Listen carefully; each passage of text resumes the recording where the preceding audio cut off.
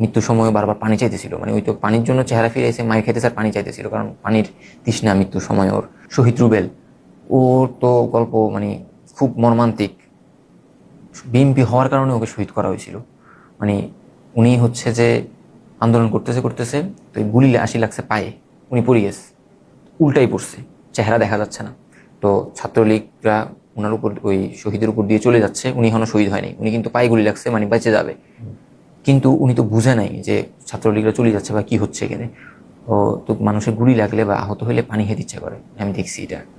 তো উনি হচ্ছে পানির জন্য মাথা ফিরেই, মাথা ফিরেছে পানি চাইবে, মাথাটা যে ফিরাইছে, একদম ছাত্রলীগ চলে গেছে ওনার শরীরের উপর দিয়ে, আর দুইজন মাত্র পার হয়ে যাবে, এই দুইজন বাকি আছে, এই দুইজন ওনার চেহারা দেখে চিনি ফেলছে, আর এটা তো রুবেল, এ তো বিএমপি, ধরে রে।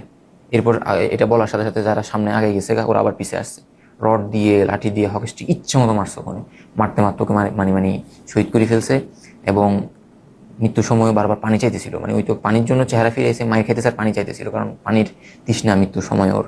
আর তার মধ্যে লাঠি এবং হসপিটাল, রডের বাড়ির বর্ণনা ওনার স্ত্রী আমাকে এভাবে দিছিল, এই জায়গায় রডের বাড়ি পড়ছে, তো এই জায়গাটা তো নরম, মানে কোমর এবং পাঁজরের মাঝখানে জায়গাটা, কিডনি যেখানে, তো এই জায়গাটা ফাটি কিডনি দেখা যাচ্ছিল আর কি।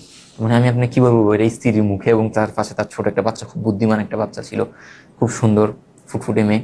তো ওনাদের সামনে এই বর্ণনা নিতে মানে এটা আসলে আমি এটা আপনার বুঝে বলতে পারবো না।